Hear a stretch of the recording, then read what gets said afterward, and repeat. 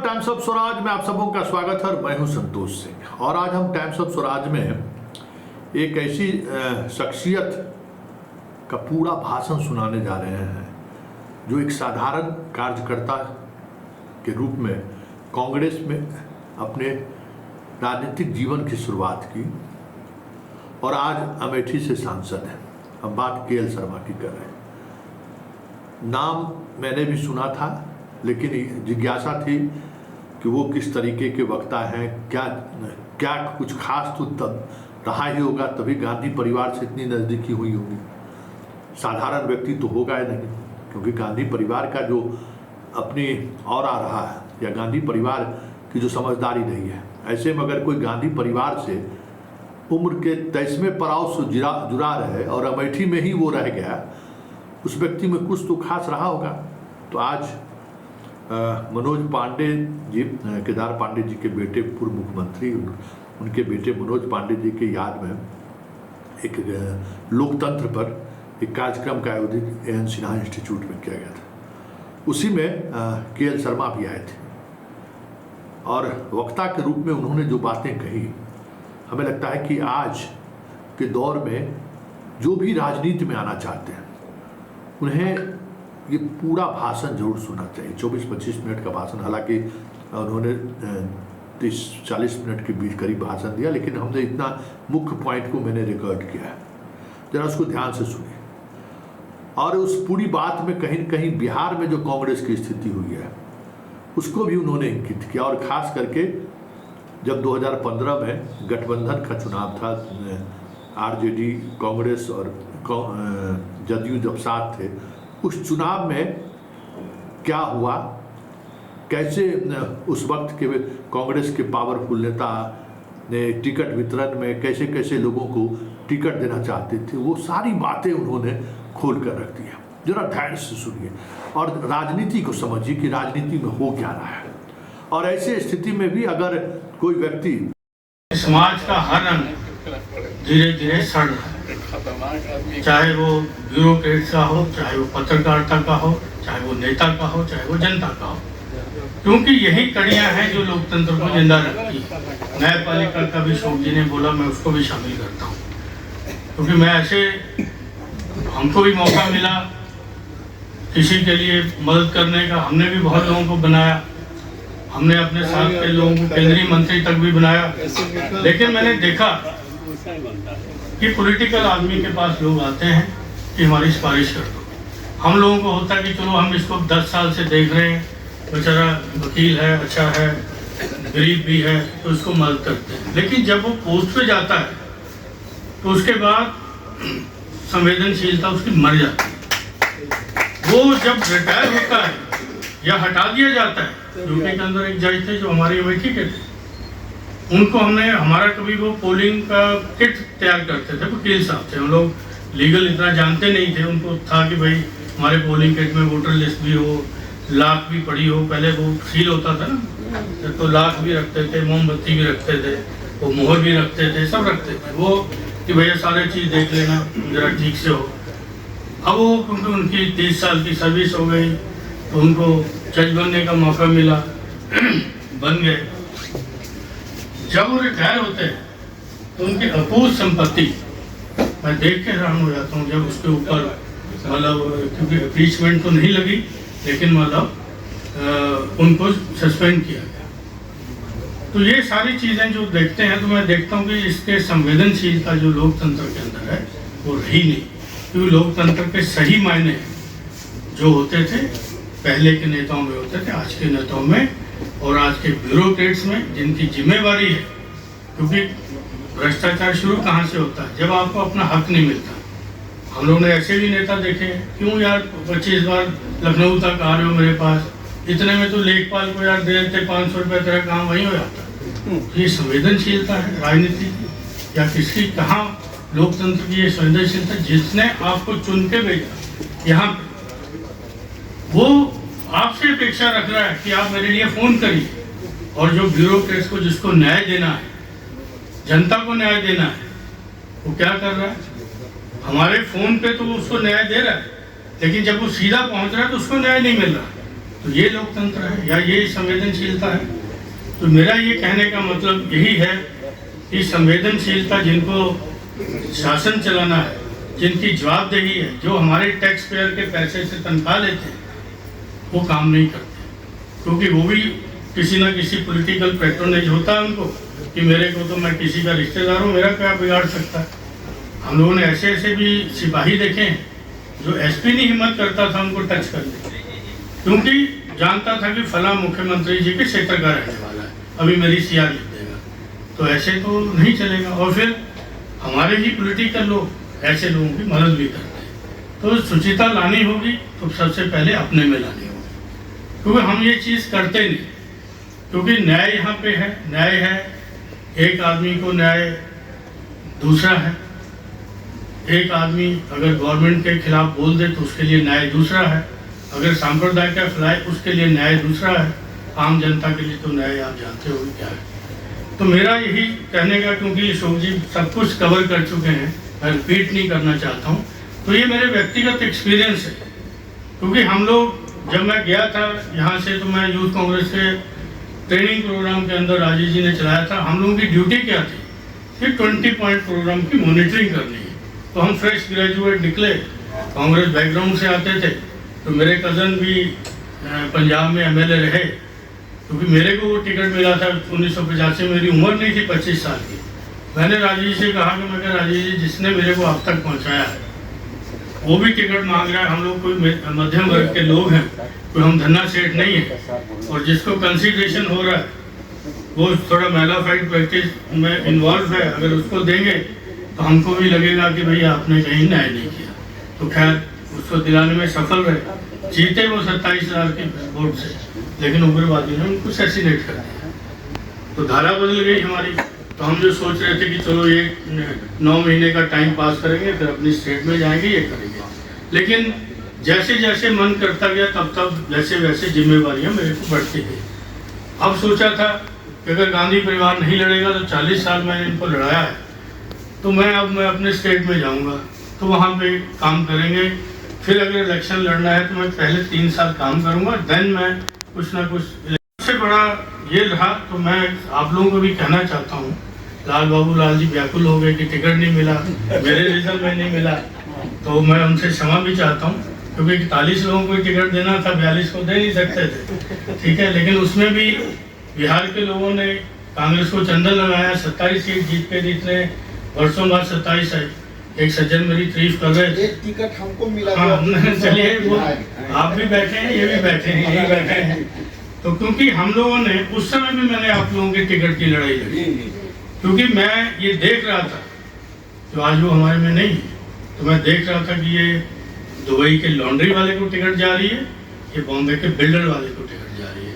हमने खड़गे साहब मेरे चेयरमैन थे स्क्रीनिंग कमेटी के, आप पूछिएगा, ये माखन जी भी हैं, खड़गे जी भी अभी हैं, तो ये मेंबर्स हुआ करते थे। मैंने फाइल फेंक दिया, मैं कहा कि अगर ये टिकट देने तो हमारा बिहार में लानत है हमारे काम करने में। तो मैं कहा आज अलायंस है, अलायंस का फायदा हमारे उस वर्कर को मिलना चाहिए जो वर्षों से पार्टी के अंदर लगा हुआ। क्योंकि मैं एनालिसिस करता हूँ बिहार का, कभी कभी मैं, क्योंकि अशोक जी ने सही कहा कि हर आदमी यहाँ से फल रजिस्टर, सही बात है। जब हमने शुरू किया बिहार को यहाँ पे, हमने कहा अगर बिहार को समझना, यूपी बिहार में बहुत ज़्यादा फर्क नहीं है, लेकिन बिहार का लोग जागरूक हैं।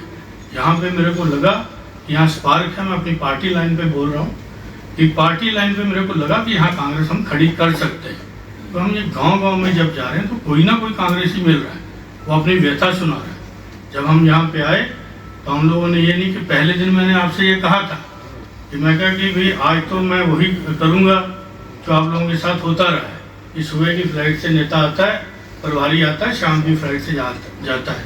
पहले दिन तो हमने यही कहा। दूसरे दिन यहाँ ट्रेन से आए, कटिहार उतरे, फिर जाने का टिकट नहीं था हमारा। फिर आप लोगों के नेता कहने लगे भाई साहब कुछ और भी काम कर लेने दीजिए, तो आप जाइए थोड़ा, फिर हम लोग ये करें। तो हम लोगों ने 10 दिन लगा के चले गए, और आपके साथ ही खाना भी खाया, आपके साथ सोए भी। तो ये है कि जब आप मेरे को समझोगे तो ही मैं आपको समझूंगा। तो मैंने समझा, कोशिश किया उस समय, और मेरा ख्याल से आप लोगों ने भी हमको समझा, विश्वास किया। तो नतीजे बेहतर हुए। अलायंस था, उसका भी लाभ मिला।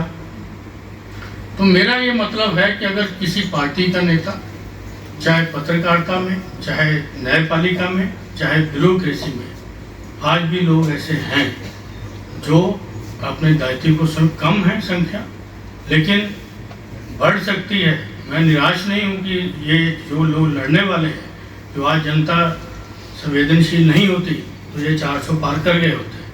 जनता संवेदनशील थी, उनको लगा कि संविधान बदला जा सकता है। तो अब मैं तो खुद इलेक्शन लड़ रहा था, मैं तो देख रहा था कि भाई ये लोग इतना उमड़ के वोट करने आ रहे हैं, उसके पीछे क्या तो उनको लग रहा था कि संविधान ना बदला जाए। तो ये है कि मैं तो अपने ओपोनेंट का मैंने नाम नहीं लिया पूरे उसके अंदर। मैं कहा ठीक है, ये संस्कार उनके जो वो मेरे लिए कह रही है। मेरे संस्कार ये नहीं कि मैं किसी महिला के लिए अपशब्द बोलूँ, मैंने बिल्कुल नहीं नाम लिया। मेरी बेटियां आई, मैं पहली बार मेरे परिवार के लोग पॉलिटिकल मैदान में आए। कभी मेरे घर में कोई पॉलिटिक्स में है ही नहीं मेरे सिवाय। मेरा भाई होता था, एक बूथ का इंचार्ज हुआ करता था, मैंने उसके साथ मतलब ऐसी पर्ची लिखने का काम करते थे उस समय। तो किया, चलो आया तो थोड़ा थोड़ा शौक था, यहाँ तक आ गए। लेकिन हमने अपने को वर्कर से ऊपर कभी नहीं समझा। आज भी जब मैं कहता हूँ मीटिंग में, तो आदमी फ़ोन आता है कि सांसद जी बोल रहे हैं, मैं उसको कहता हूँ नहीं, किशोरी लाल शर्मा बोल रहा हूँ। तो फिर मैं फला बोल रहा हूँ। मैं कहा तुम भाई साहब कहना भूल गए। मैं कहा बहुत प्यारा शब्द है जो तुमने मेरे को दिया है, जो मैंने अमेठी लाइब्रेरी से लिया है। तो मेरे बच्चे आए तो मेरे को टेंशन हो गई। मैं कहा जिस तरह का टेंस वाला माहौल है यहाँ पे, ये अमेठी के अंदर कभी हमने ऐसा इलेक्शन नहीं लड़ा। हम लोग राजमोहन गांधी जी के भी लड़े, राजीव जी के खिलाफ में, तो सब लोग लड़े, लेकिन इतना टेंस वाला इलेक्शन नहीं लड़ा। हमने सबसे कहा कि यार हाथ जोड़ के लड़ना है, हम इनका मुकाबला कर ही नहीं सकते।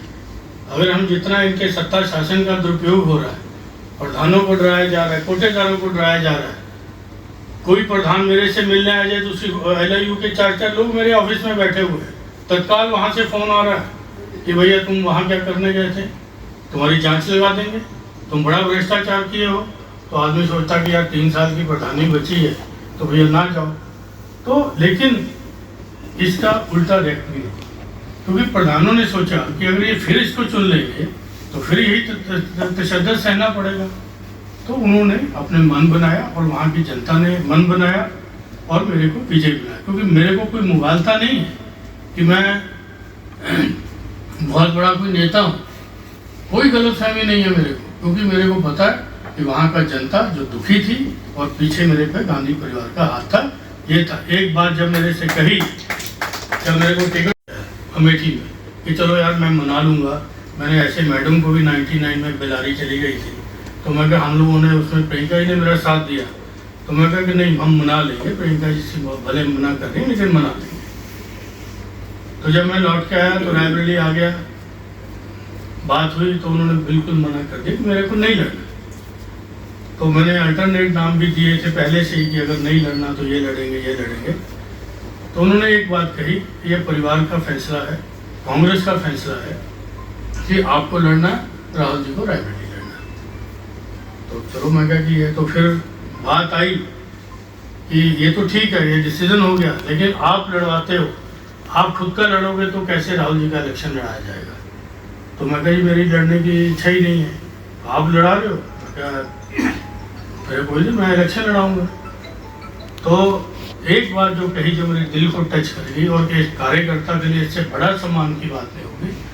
तो उन्होंने कहा, प्रियंका जी ने मेरे से कहा कि किशोरी जी आपने हमारे परिवार के सब सदस्यों के इलेक्शन लड़ाया। मैं संजय जी को नहीं लड़ाया, लेकिन राजीव जी को लड़ाया, सोनी जी को लड़ाया, राहुल जी को लड़ाया, कैप्टन सतीश शर्मा को लड़ाया, इतने लोगों को मैंने इलेक्शन लड़ाया। बोली एक इलेक्शन परिवार को आपको आपके लिए लड़ने।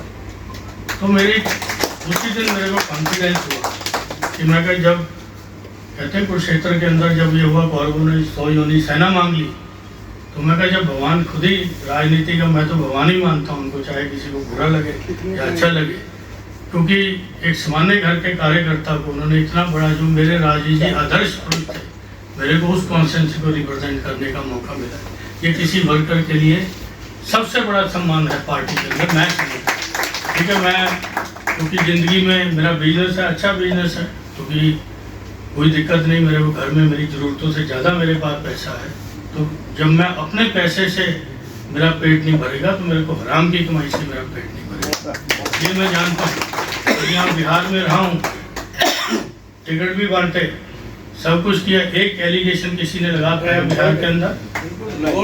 भाई जनता के बीच का हूँ। जिस दिन यहाँ स्क्रीनिंग कमेटी की मीटिंग हो रही थी, उस दिन बाहर पत्रकार लोग खड़े थे कि आज यहाँ जूतम पेजार होना है। तो हमने शकील साहब चले गए, ये मेरे पंजाब के इंचार्ज थे, मैं यहाँ का इंचार्ज था।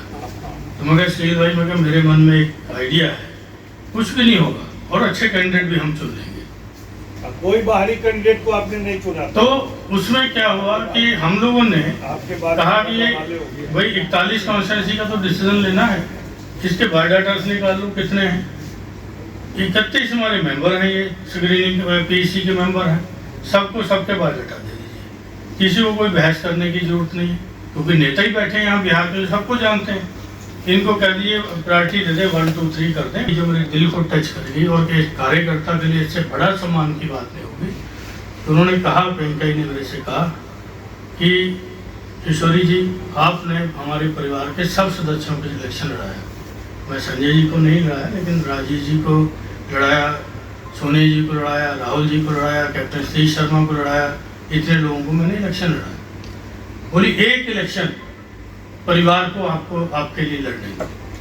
तो मेरी उसी दिन मेरे को कॉन्फिडेंस हुआ कि मैं कहा, जब कहते हैं कुरुक्षेत्र के अंदर जब ये हुआ, कौरवों ने 100 योनि सेना मांग ली, तो मैं कहा जब भगवान खुद ही राजनीति का, मैं तो भगवान ही मानता हूँ उनको, चाहे किसी को बुरा लगे या अच्छा लगे, क्योंकि एक सामान्य घर के कार्यकर्ता को उन्होंने इतना बड़ा, जो मेरे राजीव जी आदर्श पुरुष थे, मेरे को उस कॉन्स्टिट्यूंसी को रिप्रेजेंट करने का मौका मिला। ये किसी वर्कर के लिए सबसे बड़ा सम्मान है पार्टी के अंदर, मैं समझता। ठीक है, मैं क्योंकि ज़िंदगी में मेरा बिजनेस है, अच्छा बिजनेस है, क्योंकि कोई दिक्कत नहीं, मेरे को घर में मेरी ज़रूरतों से ज़्यादा मेरे पास पैसा है। तो जब मैं अपने पैसे से मेरा पेट नहीं भरेगा तो मेरे को हराम की कमाई से मेरा पेट नहीं भरेगा, ये मैं जानता हूँ। तो यहाँ बिहार में रहा हूँ, टिकट भी बांटे, सब कुछ किया, एक एलिगेशन किसी ने लगा पाया बिहार के अंदर? भाई जनता के बीच का हूँ। जिस दिन यहाँ स्क्रीनिंग कमेटी की मीटिंग हो रही थी, उस दिन बाहर पत्रकार लोग खड़े थे कि आज यहाँ जूतम पेजार होना है। तो हमने शकील साहब चले गए, ये मेरे पंजाब के इंचार्ज थे, मैं यहाँ का इंचार्ज था। तो मैं कहा शकील भाई, मैं कहा मेरे मन में एक आइडिया है, कुछ भी नहीं होगा और अच्छे कैंडिडेट भी हम चुन लेंगे। कोई बाहरी कैंडिडेट को आपने नहीं चुना? तो उसमें क्या हुआ कि हम लोगों ने कहा कि ये भाई 41 कॉन्स्टिट्यूंसी का तो डिसीजन लेना है, इसके बायोडाटास निकाल लो कितने हैं। 31 हमारे मेंबर हैं, ये स्क्रीनिंग पीसी के मेंबर हैं, सबको सबके बायोडाटा दे दीजिए, किसी को कोई बहस करने की जरूरत नहीं है, क्योंकि नेता ही बैठे हैं यहाँ बिहार के, सबको जानते हैं। इनको कह दिए प्रायोरिटी दे दे, 1 2 3 कर दें, करेंगे कि भाई क्या हमने सील किया, यहीं से सील करके हमने कहा यहाँ नहीं खुलेगा, एक के नंबर दूसरे को नहीं दिखाएंगे, दूसरे को, क्योंकि हम नीट वाला पेपर लीक वाले लोग तो है नहीं, तो हम सुचिता रखते हैं। तो हम लोगों ने यहाँ जाके सील किया सब नेताओं के सामने कि साइन करिए, ये खुलेगा तो वहाँ जाके खुलेगा, बिहार के अंदर ये खुलेगा नहीं। कोशिश किया, सिलेक्शन में कोशिश किया, थोड़ा डिप्लोमेसी भी किया। प्रशांत किशोर जी जो अभी आपके सेफोलॉजिस्ट हैं, बहुत बड़े, ये मैं आपको बताना चाहता हूँ कि 1.5 साल ये अमेठी में हम लोगों के अंडर में ही काम करके आए, क्योंकि मेरे बारे में मैं बहुत लो प्रोफाइल में काम किया है, मेरे को कोई जानता नहीं है, मेरी अपोनेंट मेरे को मुलाजिम बताती रही, लेकिन मैं कहा ठीक है, मुगालते में रहने दो, ठीक है, क्योंकि मेरे को पता है कि मैं यहाँ जनता के बीच, मेरे को 40 साल लगाए हैं, तो जनता मेरे को निराश नहीं करेगी, और किया भी नहीं। मेरा इलेक्शन 3 तारीख की रात में, बल्कि सुबह तो नॉमिनेशन करना था, डिसीजन हुआ, उसके बाद नॉमिनेशन करने गए। 15 दिन के अंदर मैं ज़्यादा से ज़्यादा 60 या 70 गांव कर चुका, 820 गाँव में से।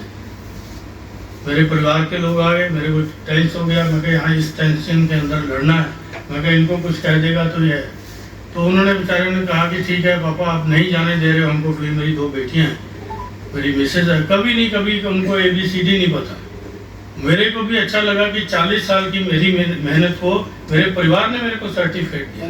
बोली पापा तो मैं कहा नहीं, जाना नहीं आपको, गेस्ट हाउस से बाहर नहीं निकलना, यहीं रहो। तो नहीं हम तो ऐसे आए थे। तो मैं कहा नहीं, यहाँ माहौल नहीं है इस इलेक्शन में, इस तरह का माहौल नहीं, मैं आप लोगों को भेजूँ। तो अच्छा बोला कि चलिए ठीक है, हम आपके खाना पीने का ही ध्यान रख लेंगे। तो मैं अच्छा ठीक है, इस कंडीशन में आप रहने को रह गए। उसके बाद मैं निकला, वो भी निकल गए। तो तीसरे चौथे दिन मेरे फैमिली को समझ आया कि इन्होंने 40 साल जो वहाँ पे लगाए, मैंने कभी अपने बच्चों को किस क्लास में पढ़ते मेरे को नहीं पता होता। पूछते थे कभी क्वेश्चन करके कि पापा आप बताइए कि हमारी कौन सी क्लास है, मेरे को नहीं पता होता। कभी मैं पेरेंट्स टीचर मीटिंग में नहीं गया, मेरी मिसेज ने सब संभाला जो संभाला। मेरा बिजनेस आज तक भी मिसेज ही संभालती है। तो मैंने देखा कि मेरी मिसेज भी सिंपल बीए है, तो कोई एमबीए नहीं किया हुआ, अच्छे से मैनेज करती है। सारे हमारे यहाँ 60-70 लोग काम करते हैं हमारे यहाँ, लेकिन संभालती है, अपने तजर्बे से संभालती है कि जब जिम्मेवारी पड़ी तो संभाला उन्होंने। तो मैंने देखा कि उन्होंने कहा कि पापा आप हमको समझ में आया कि आप 40 साल यहाँ करते क्या थे। बोला हम जिस गांव में जा रहे हैं वो कहते हैं कि नहीं आपके पापा को सब जानते हैं, उन्होंने हमारा इलाज कराया था, हमारे बेटे को एडमिशन कराई थी, हमारे को ये किया था। ये मैं अपने लिए नहीं कर रहा था, ये मैं गांधी परिवार के लिए, उन लोगों के लिए कर रहा था। वो थे तो हम लोग 20 तारीख को निपटे इलेक्शन से। तो हम लोगों ने एक पेट्रोल पंप है हाजी वसीम साहब का, वहीं रुकते थे हम लोग। तो हमने कहा चलो आज उमराव जान एक फिल्म उस समय थी, तो हमने कहा आज उमराव जान देखते हैं फिल्म। तो उसमें वो VCR रहता था जो कैसेट लगाते थे। उसी समय जैज से एक लड़का आया, बोला कि राजीव जी की हत्या कर दी गई। तो मेरे को दिल में ऐसे हो गया कि क्या हो गया, जैसे कोई घर का सदस्य जाता है इसमें। तो उसी समय हम लोग दिल्ली की तरफ भागे कि भाई कुछ राइट्स ना हो जाए, जिसने हमारा ये है। तो चलो दिल्ली की तरफ गए। उसके बाद हम लोग क्योंकि हार चुके थे, राजीव जी नहीं रहे, सोनिया जी पॉलिटिक्स में नहीं थी, अब करना क्या है? तो करना क्या है कि भाई अगर ये करके आए हैं तो कुछ तो करना है। तो हमारे जगदीश पीयूष जी होते थे, अवधि के बहुत बड़े, उन्होंने किताबें भी लिखी, पत्रकार भी थे, अमेठी समाचार छापते थे। तो बड़े बड़े पत्रकार उनके गेस्ट हाउस में रुक के आए वहाँ पे अमेठी में। उस समय होटल तो आज भी कम ही है, लेकिन उस समय तो बिल्कुल नहीं हुआ करते थे। तो हम बैठे थे, GA मीर साहब जो आपके बंगाल और झारखंड के इंचार्ज हैं। तो हम लोगों ने कहा कि अब क्या करना है भाई, अभी तो सोनिया जी नहीं है पॉलिटिक्स में, हम लोगों ने यहाँ छोड़ के अभी कभी किसी नेता के यहाँ गए नहीं। तो हम लोगों ने देखा कि राजीव जी के जाने के बाद कांग्रेस में शून्यता से आ गई। हम लोग एकदम से ऐसे हो गए कि अब कोई पूछने वाला नहीं हो। कहाँ हम PM की गाड़ी के पीछे चलने वाले लोग होते थे, कहाँ हम उसी AICC में हम लोग लेके जा रहे प्रोग्राम कि हम लोग ये राजीव जी की याद में कर्म भूमि टू बलिदान भूमि एक यात्रा निकालना चाहते हैं। अब उसमें हम लोगों ने कर दिया कि भाई अब क्या है मोटो आपका। उनका मोटो ये है कि सोनिया जी एक्टिव पॉलिटिक्स में, ये चीज़ें लोगों को शायद बुरी लगी उस समय। तो उन्होंने कहा ये क्यों करोगे आप? तो उन्होंने कहा हमारी भावना है। तो ये हुआ। तो अच्छा हम लोग पहली बार अशोक जी हम प्रेस के सामने गए, मैं पीयूष जी और GA मीर। तो उसे 4 बजे प्रेस होती है, आपको शायद पता होगा AICC में। तो हम बाहर घास पे बैठ गए। तो हमने कहा ये कोई समर्थन नहीं कर रहा, तो क्या करना? तो उन्होंने प्रेस वाले ने पूछा कि अगर ये कांग्रेसी मरने आपका लीडर कौन होगा यात्रा का? हम लोगों का जवाब था कि लोटो शूज जो राजीव जी लास्ट टाइम पे अपना पहना हुआ था कि वो हमारा लीडर होगा, हम उसको देख के चले। तो इस बार लेकिन वो हम अनसंग सोल्जर रह गए कि उस समय ना तो हमको कंप्यूटर की नॉलेज नहीं थी, आज भी नहीं है। तो उस समय तो और भी नहीं था कि किस तरह प्रेस में जा देना है, किस तरह ये करना है, कोई नहीं था। सोचा कि चलना है, जो लोग चलेंगे चलेंगे। हम लोगों ने अमेठी से उस यात्रा को शुरू किया। एक मिनिस्टर बलराम सिंह यादव थे उस समय, जो हिम्मत करके हमारी यात्रा को झंडी दिखाने आए। हम लोगों ने अमेठी से 80 लोगों को चुना, 80 ये मतलब 5 हम, 85 लोग चलेंगे, बीच में जितने लौटेंगे लौटेंगे, लेकिन हर जगह राजीव जी को चाहने वाले लोग होंगे और हमारा कदर करेंगे। और ये देखिए कि पूरे हिंदुस्तान की हमने यात्रा अमेठी से लेके श्री पेरुम्बदूर तक किया। कहीं हमको रहने की दिक्कत नहीं हुई, 80-85 लोगों के कहीं पे हम लोगों को खाने की दिक्कत नहीं। ये राजीव जी का वो था। तो ये मेरा ये कहने का मतलब है, लेकिन हमने किया, कोई किसी ने कोई उसका ये थोड़ा कि कोई हमको वो देगा, लेकिन हमने अपनी भावना से किया। और लास्ट में नरसिम्हा राव जी को हमने मजबूर कर दिया कि उस यात्रा के समापन में वो पहुंचे। जयललिता जी चीफ मिनिस्टर थी और वो दोनों लोग वहाँ पे गए। तो लेकिन क्योंकि हमने कर्म किया, फल की इच्छा तो नहीं रखी कि इसके बाद हम MP बन जाएंगे, MLA बन जाएंगे। तब भी 91 में यात्रा, तब से लेके तो अब पहली बार हम लोग इलेक्शन लड़ रहे हैं। लेकिन मतलब मेरा ये कहने का मतलब है कि राजनीति के अंदर, क्योंकि लोकतंत्र के अंदर संवेदनशीलता आपके कर्म में भी होनी चाहिए और आपके जो है विचार, आपने कहा, मैं वही कहने वाला था कि होना चाहिए।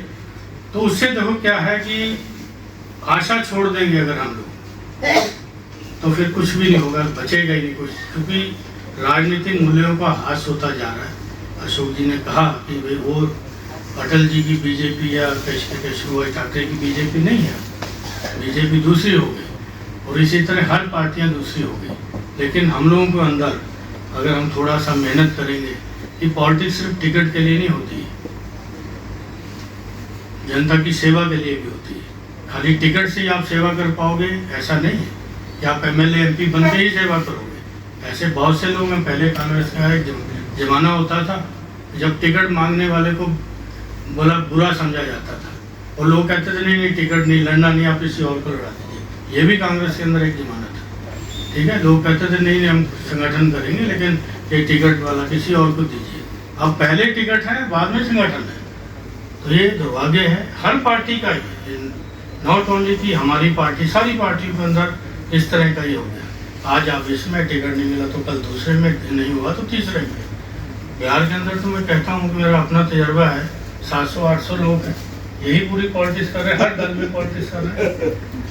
कभी हम सोचते हैं कि हमारे साथ काम करते थे वो एक दल में गए तो बेटा बेटी दूसरे दल में है तो तीसरे दल में है, वो सब MP ML बने हुए। तो ये ऐसे अगर हर पार्टी के अंदर होगा, ये सोचना होगा नेताओं जो पार्टी चला रहे, सुचिता उनको लानी होगी, सुचिता कार्यकर्ता को लानी होगी कि ऐसे नेता के पीछे चलने से पहले 100 बार सोचे। क्योंकि मिनिस्टर है तो पता चला कि भाई सब उसके पीछे है। तो ऐसे अगर आप उनको छोड़ोगे तो उनको अकल आएगी कि नहीं देखो ये थे। आप आइडियोलॉजी से जुड़िए, व्यक्ति से मत जुड़िए। विचारधारा से अगर आप जुड़ेंगे तो आपको कोई भी मतलब दिला नहीं सकता अपने उससे, क्योंकि आप व्यक्तियों से जुड़ते हैं।